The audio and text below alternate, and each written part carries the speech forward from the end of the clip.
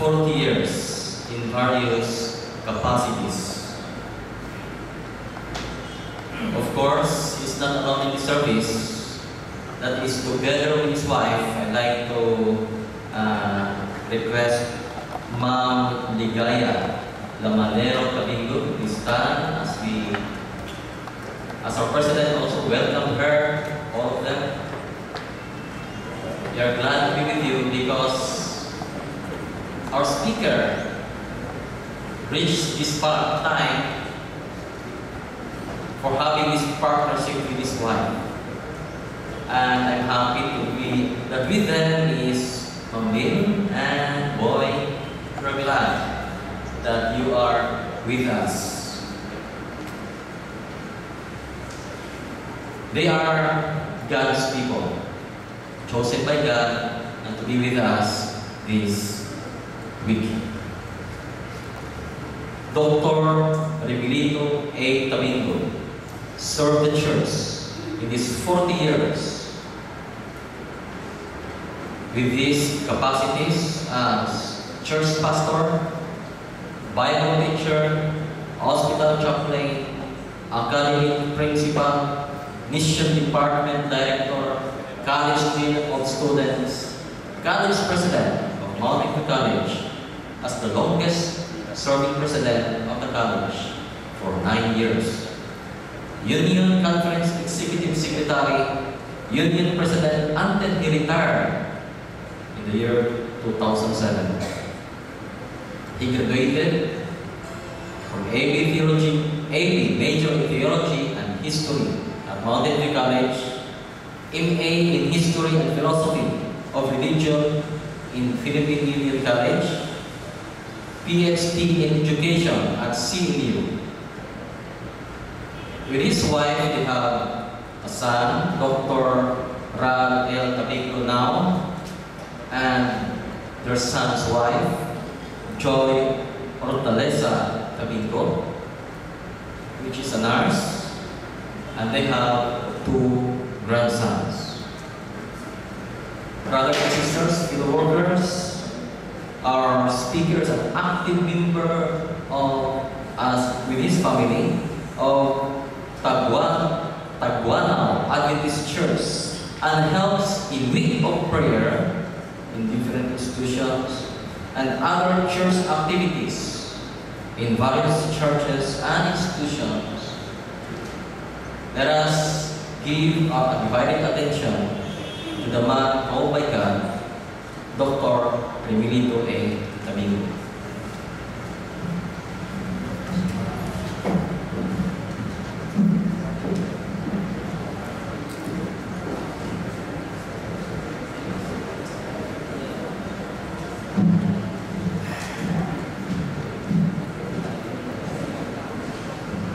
Thank you, Pastor Navarro. Pastor Nadal. It's a great pleasure with my wife and our companions to be here this morning to join your week of prayer. This is a very special week for us, not only for you but for all of us, because we will be studying together. We'll be praying together in this very important week for us. It is remarkable that in a very busy institution like this, where the work is very demanding, very challenging, and yet we have to set aside 1 week for prayer and meditation and the study of the Word of God. Might take 1 week. And but this is very important for our medical institution here. We are so happy to be back and see friends and to make new friends as we stay together this week. These are the benefits that we will have this week. Number 1, okay, opportunity to pause and remember that God is central in our lives. Dr. Nadal is leading us here in Davao He will be going back to his hospital there in Iligan for many years, getting there. That is what is happening in our Seventh-day Adventist movement. We come and go. The work of God continues, and He is always there, because He will never fail to guide people who are very dedicated to the work of God. But here, as we continue working, we have the opportunity to pause and remember that God is central in our lives, wherever we are, as we work for Him. We have more time this week to raise our petition to God, expressing our needs and wants. Then we have opportunity to give our praises and thanksgiving to Him for Boray Day. And we have messages prepared to help us refresh and renew our spiritual strength and commitment to the Lord. So we have to watch for this. When I received the call of Pastor Navarro to help in this week of prayer, I was asking him what is the theme of our week of prayer. And he said, still it is revival and reformation. You know, sometimes people are getting bored with this word. Revival na naman, reformation na naman. That is what they are telling. Maybe they are not sincerely saying those words, but you know, sometimes when words become so familiar to us, the tendency is that we forget the real meaning of this word. But we are proud of what is happening in this institution, and that each of you is feeling your rightful place in this institution.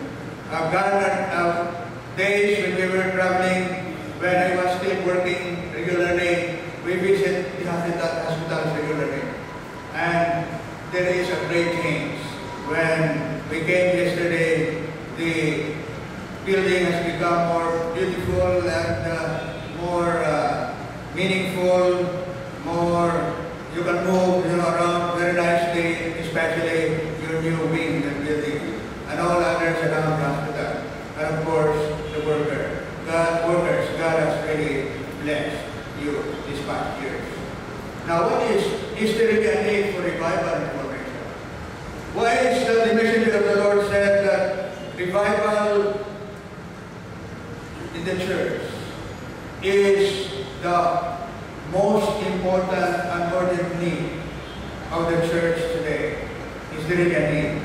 Is there really a need for an ongoing experience in the spiritual journey of each Christian and in the life of the church?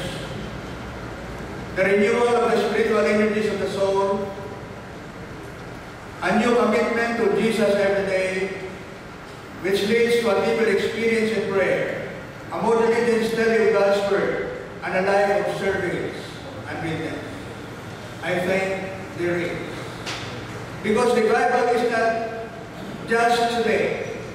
It is not only yesterday, but it is a constant experience in our life that must be sustained every day.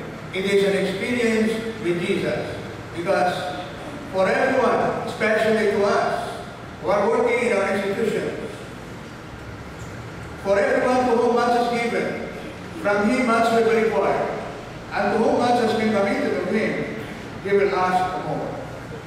That is what God expects from us, especially we who are given great responsibilities.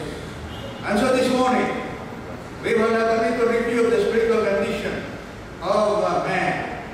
I say review because there is nothing important new here. I mean, this is nothing very new here. This is repetition of the things that we have even studied and read before. But we are told that repetition deepens the impression, and so it will help us. The Bible tells us that the nature of man became, because of the fall, is evil. We are born with a bent toward evil, the tendency toward evil. Sometimes we do not want to accept that. We are not, but we are. We are born. We have the tendency, since our first parents committed sin in regard to Eden, that tendency has remained, and that will never be erased until the coming of Christ. There is a tendency that bent toward evil. This basic truth is is denied by the earth's majority. That's why the common teaching today is evolution, and that is totally opposed from what the Bible teaches.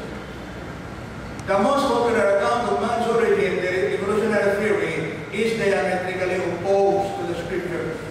According to this theory, man is constantly evolving toward perfection. But the Bible is different.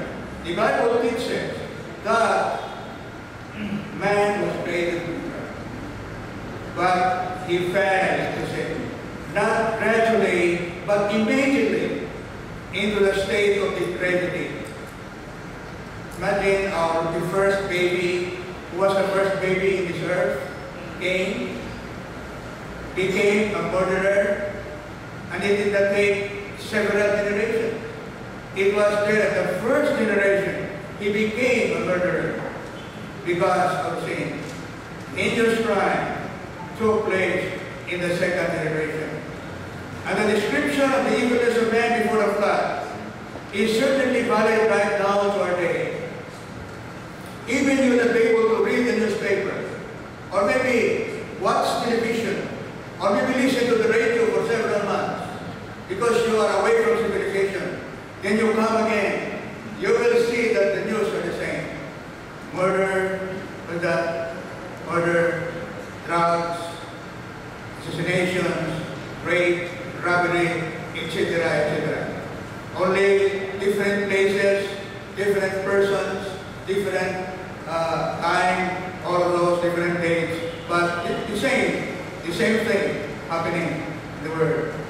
Now, that's why in Genesis it says that God noticed the growing wickedness among the people, and that all day long they thought of nothing else but sinning.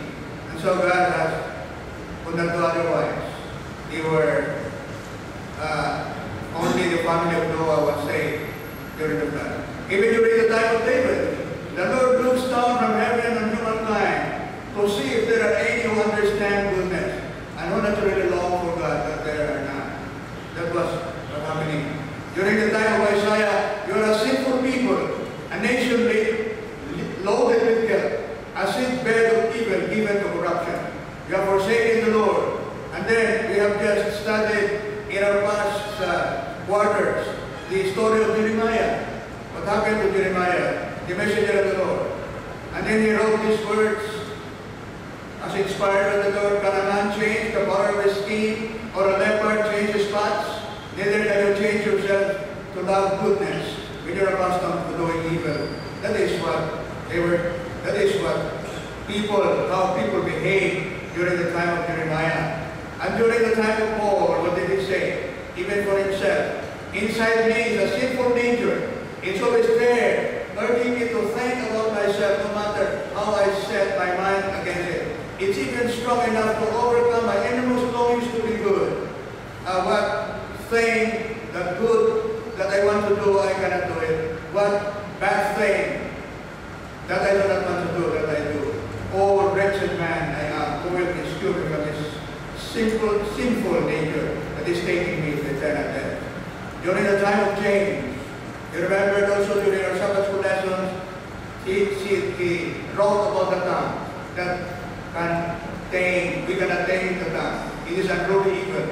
And then Peter said, the old proverb, you know what the Bible says, sometimes it's a little bit embarrassing, but it's true, that people, if we are not changed, we are not transformed, we are not revived, we will remain like that.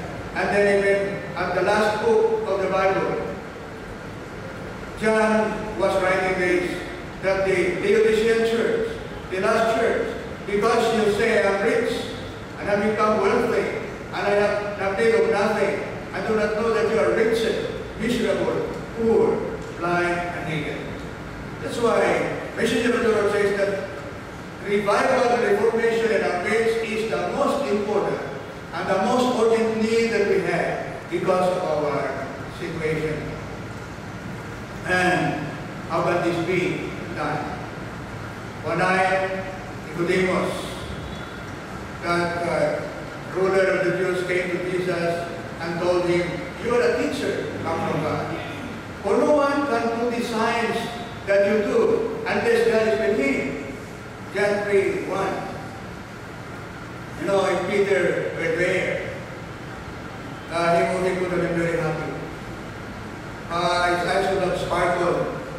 You are a teacher come from God. For no one can do these things that you do unless God is with him.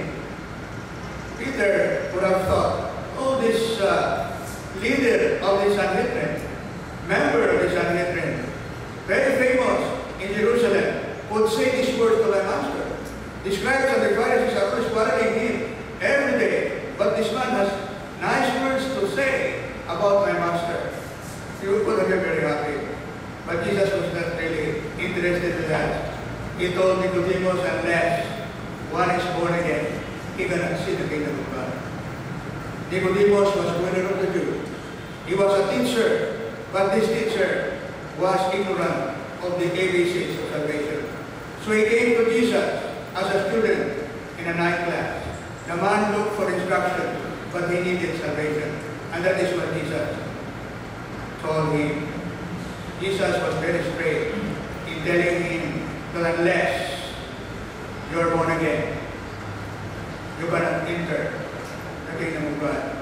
Peter could have said, oh, maybe Lord, you do not know this person, but I know him. He is a member of the Sanhedrin. He keeps the Sabbath. He pays tithe. His character is impeccable. He is respected in Jerusalem. Why will you tell him unless one is born again, he cannot see the kingdom of God? But Jesus Christ was very insistent.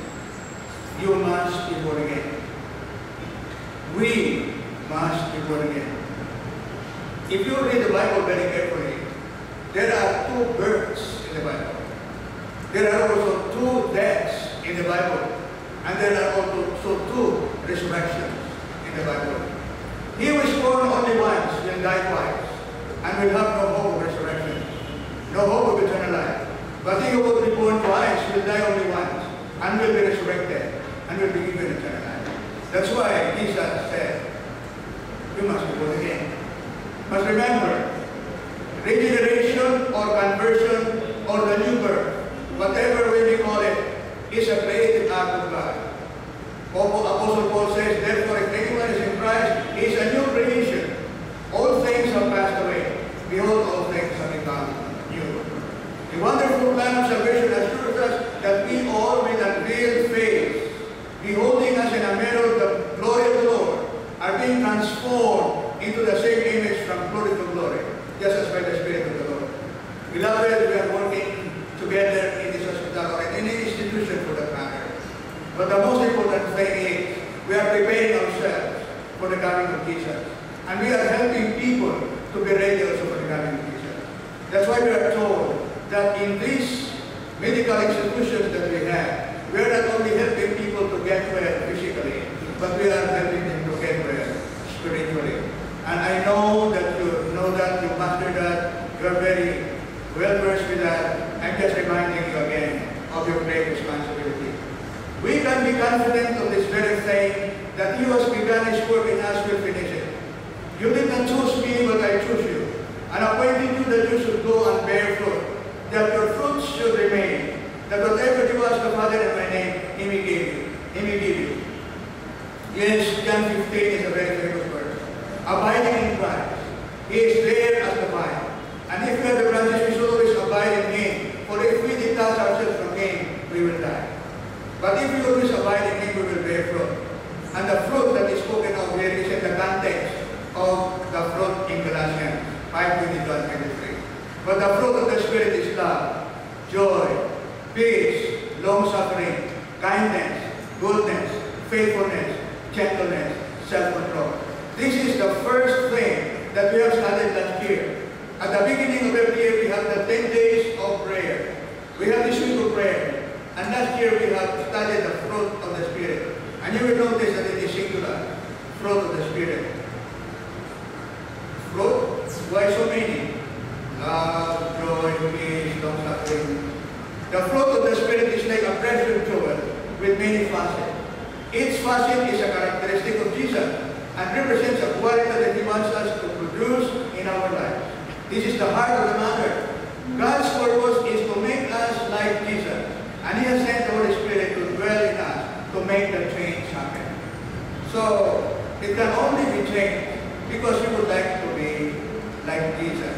The purpose is not to focus on how we can become more patient, or more loving, or more gentle, or more faithful, but on how we can let the Holy Spirit make us more like Jesus, who is patient, love, gentleness, faithfulness personified. Kita manikamot sa ito because we cannot do that. Let the Holy Spirit work, and He will make us like Jesus. We will be challenged to cultivate the graces of the fruit of the Spirit at all times, but especially at home. I have become so familiar with my wife, and so people in our house, that I become more strict with them than with people that outside of home. But we have to overcome that. We will be challenged to cultivate the graces of the fruit of the Spirit at all times, but especially at home. We will see that the key is surrender, willingness to die to self and live for God and for others. Surrender, submission, disod na siya. Kaya kung may naway kung saan lasting ang natabo. Surrender. Japan before it took several years for them to surrender. Tago ganing ba ng jungle and didn't want to surrender. You and I can be a part of something great for God. Revival is about a new experience with Jesus. It is about what He can do in our personal life, in our families, in our community. Revival leads us from heartfelt prayer to passionate mission. So it begins with us. It begins in our heart. It begins in our mind. And it starts with our family. And then it goes to our workplace and to the community. Finally, we will see that all that we do, we must go under the realization that we are sinners in the need of the covering of the grace of Christ, who loves us with the harvesting plentiful or small. We must never forget that the fruit of the Spirit is just that, the fruit, the result of salvation, not the means. The means is always Jesus and what He has done for us, which we claim by faith. We cannot do it ourselves. So our prayer this morning, beloved, is, Lord, take my heart, for I cannot give it. It is Thy property. Keep it pure, for I cannot keep it for Thee. Save me in spite of myself, my weak and Christ-like self. Mold me, fashion me, raise me into the pure and holy atmosphere where the rich current of the love can flow through my soul.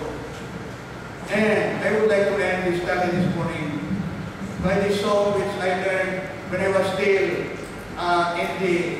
a small boy in elementary. Let the beauty of Jesus be seen in me. All His wonderful passion and purity. O Thou Spirit divine, all mine purified, till the beauty of Jesus be seen. It is my prayer this morning that as we continue to study more about revival and reformation this week, we will all be revived, and the beauty of Jesus will be seen in us. May the Lord bless.